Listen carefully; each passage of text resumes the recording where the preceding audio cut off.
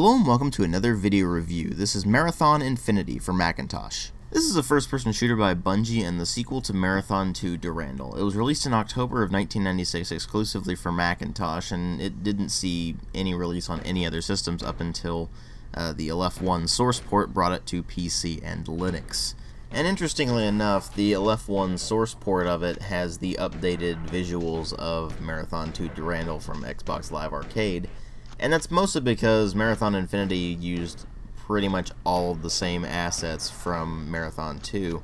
They just updated a few things here and there. For example, some of the enemy sprites are a bit different.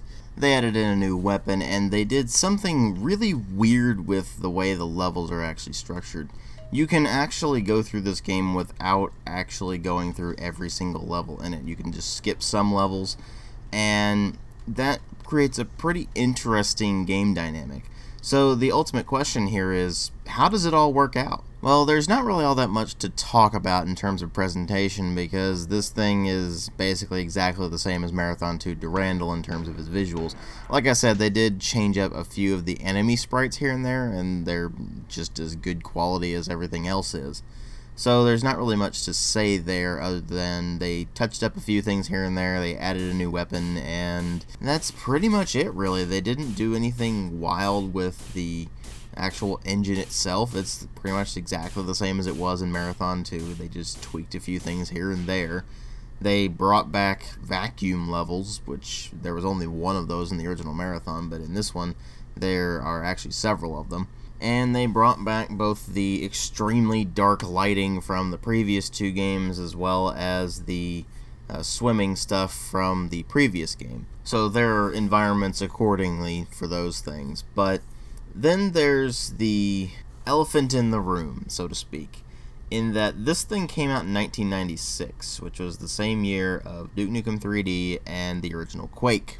And while it looks about on par with, say, Duke Nukem 3D, it just doesn't look on par with Quake. Quake was just a far more interesting thing technologically because it was a full 3D game as opposed to the 2.5D that Marathon Infinity still is. So you do have that to keep in mind. And there's also the sound design, which is pretty much unchanged from Marathon 2, so there's really not much to say there, unfortunately. But absolutely what really matter here are the story and the gameplay, and the story in this is rather hard to piece together, actually, because, once again, it's told through the same methods of Marathon 1 and 2, which is through these various terminals that are scattered throughout the levels. But at the same time, it doesn't really have any sort of rhyme or reason to it. A lot of it takes place in really bizarre orders. You can actually skip levels outright and miss whatever was in those. And at times it basically feels like it acts like large swaths of the previous game didn't even happen. So what ends up happening is you have this story that ends up being this just kind of convoluted mess, even more so than the previous two games were. And unlike in Marathon 2, where it felt like the story was complex for complexity's sake rather than actually being an intuitive part of the game, this thing feels like the designers were just smoking some really good stuff and they just had their fever dreams or their acid trips or whatever in video game form. To give you an idea, the main antagonist is an eldritch abomination that has a barely, if at all, pronounceable name that you are trying to prevent from being released, and that's really all you can piece together for the most part. Durandal has gone crazy by this point, and you end up just kind of wandering through these levels not entirely knowing what's going on. You're just kind of going along for the ride, and thus it really does become more about the gameplay than anything else, because even though the story was complicated in the original Marathon, you could still follow it for the most part.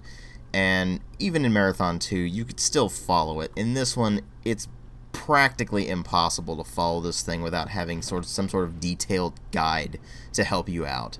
So that ultimately begs the question of how the gameplay is. Well, you remember how my biggest complaint about the previous two Marathon games was that the level design was downright atrocious and some of the worst I had seen in FPSs for quite a long time?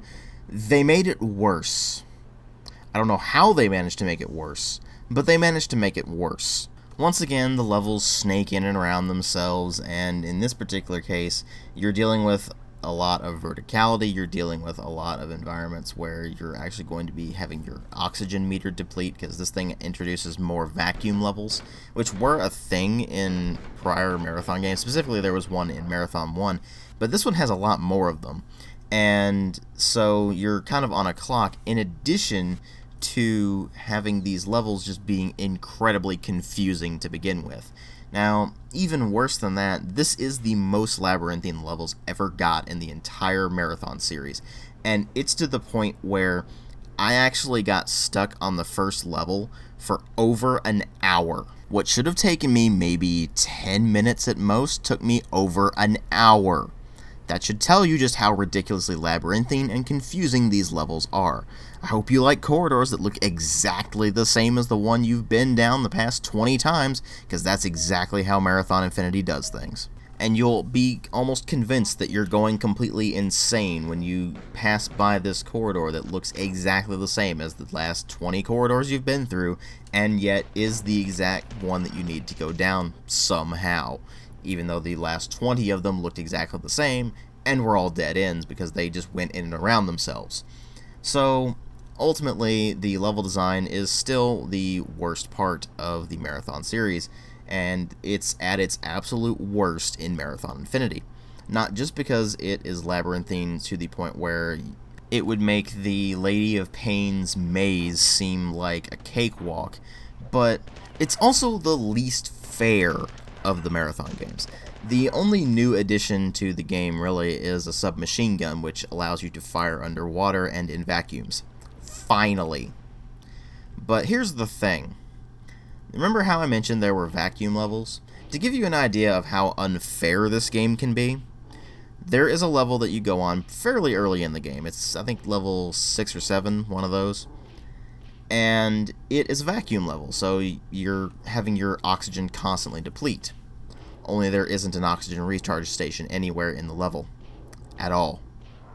So you can't recharge your oxygen really at any point during that level.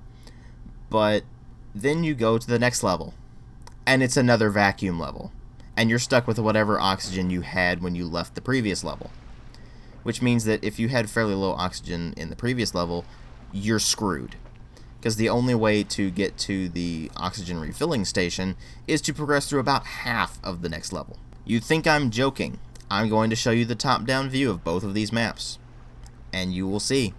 There is only 1 or 2 oxygen recharge stations, and they are only on the second of these 2 levels. They're not on the first one.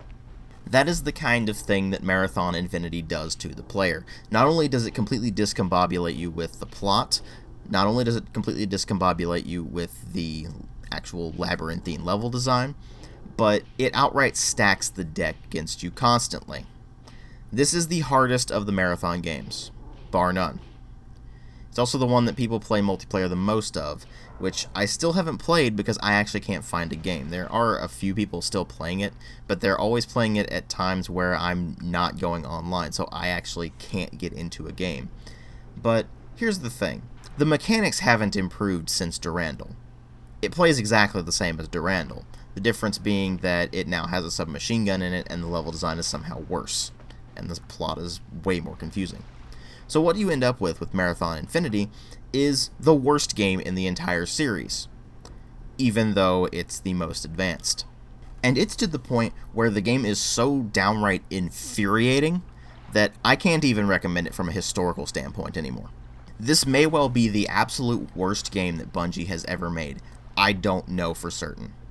The multiplayer may be way better, and if it is, then that's fine, but ultimately, I can't imagine the multiplayer being all that fun when the mechanics are still with this really awkward, vaguely floaty, but at the same time feeling very imprecise movement, with the shooting mechanics that just are fairly average at best, with level design that's downright atrocious. I really can't see the multiplayer just saving this thing outright. Do not play Marathon Infinity.